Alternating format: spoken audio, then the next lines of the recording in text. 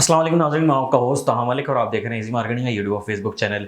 नाज़रीन, कराची या पाकिस्तान में रिहाइश के एतबार से एक बेहतरीन मंसूबा या बेहतरीन प्रोजेक्ट किसे समझा जाता है, आज की इस वीडियो में हम वही डिस्कस करने जा रहे हैं और एक बेहतरीन अपॉर्चुनिटी के हवाले से भी आपको बताया जाएगा। सबसे पहले अगर हम DHA कराची की तरफ देखें तो DHA कराची एक बेहतरीन मंसूबा बन चुका है। उसकी वजह जो है वो इस तरीके से है कि एक बेहतरीन और मुकम्मल प्रोजेक्ट के अंदर आपको क्या चाहिए होता है। अगर आप घर की तलाश में हैं, प्लॉट्स की तलाश में हैं या फिर प्रॉपर्टी खरीदने की तलाश में हैं तो आपको क्या चाहिए। सबसे पहले तो डिपेंड करता है लोकेशन कैसी है, लोकेशन कैसी है, शहर से कनेक्टेड है या नहीं। उसके बाद लीगल पर्सपेक्टिव सामने आता है। लीगल पर्सपेक्टिव में अगर आपको कोई प्रॉब्लम ना हो आगे जा कर के, यानी कि लीज का मसला ना हो या फिर कोई और डॉक्यूमेंटेशन में मसाइल ना हो। उसके बाद सिलसिला सामने आता है इंफ्रास्ट्रक्चर और डेवलपमेंट का। इंफ्रास्ट्रक्चर और डेवलपमेंट का सिलसिला भी एक इम्पॉर्टेंट सिलसिला समझा जाता है, क्योंकि अगर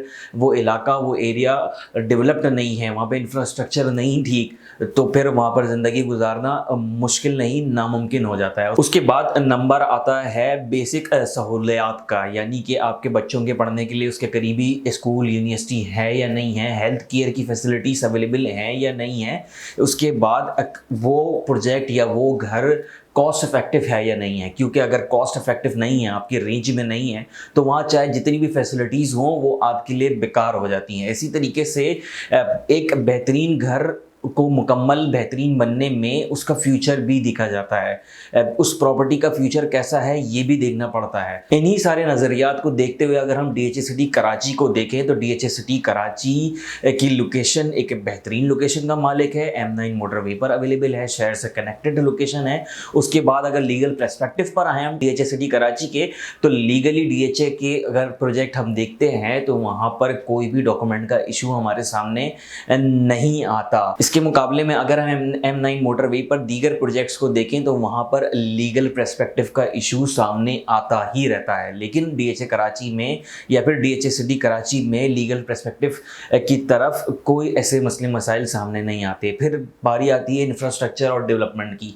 इंफ्रास्ट्रक्चर और डेवलपमेंट के मामले में DHA की मिसाल दी जाती है। DHA एक अपनी मिसाल आप है और इसी तरीके से DHA कराची में भी इंफ्रास्ट्रक्चर और डेवलपमेंट मुकम्मल हो चुकी है। वहाँ पर तमाम बेसिक सहूलियात मौजूद हैं। उसके बाद बारी आती है बेसिक सहूलियात की, यानी कि स्कूल, यूनिवर्सिटी और हेल्थ केयर की। तो स्कूल और यूनिवर्सिटी के हवाले से आपको बताता चलूँ कि DHA कराची में DHA का अपना स्कूल ऑपरेशनल है। वहाँ पर रूट्स ऑफ स्कूल भी ऑपरेशनल हो चुका है और साथ ही साथ DHA सफ़ा यूनिवर्सिटी भी वहाँ पर ऑपरेशनल हो चुकी है। उसके बाद अगर हम हेल्थ केयर की तरफ देखें तो हेल्थ केयर के हवाले से भी सहूलियात DHA कराची के अंदर अवेलेबल हैं। हम देखते हैं कि DHA कराची के अंदर हमें डॉ हॉस्पिटल मुकम्मल तौर पर ऑपरेशनल मिलता है और अभी से कुछ वक्तों के बाद, यानी कि इसी साल में शौकत खानम हॉस्पिटल की OPD भी ऑपरेशनल होने जा रही है, जिसके बाद DHA कराची में काफ़ी ज़्यादा कमर्शियल एक्टिविटीज़ भी हमें देखने को मिलेंगी। उसके बाद गैस, बिजली, पानी, इनकी सहूलियात भी DHA कराची में मुकम्मल हो चुकी हैं। तो रिहाइश के अतबार से DHA कराची एक बेहतरीन प्रोजेक्ट अब बनता जा रहा है। और फिर अगर हम फ्यूचर की बात करें और कॉस्ट इफेक्टिव की बात करें तो DHA कराची इस वक्त काफ़ी ज़्यादा कॉस्ट इफेक्टिव प्रॉपर्टीज़ में से एक है, कॉस्ट इफेक्टिव प्रोजेक्ट में से एक है। जहां दूसरे प्रोजेक्ट्स में कीमतें आसमानों पे पहुंच गई हैं, वहीं DHA कराची में आज भी कॉस्ट मिडिल क्लास के लिए एक बेहतर कॉस्ट समझी जाती है। साथ ही साथ अगर हम फ्यूचर की बात करें कि इस प्रोजेक्ट का फ्यूचर कैसा होगा, यहाँ पर अगर इन्वेस्टमेंट करते हैं तो उसमें आपको रिटर्न ऑन इन्वेस्टमेंट मिलता है या नहीं मिलता, तो उसकी मिसाल देखने के लिए हमें थोड़ा सा पास्ट में जाना पड़ेगा और DHA कराची की मिसाल देखनी पड़ेगी।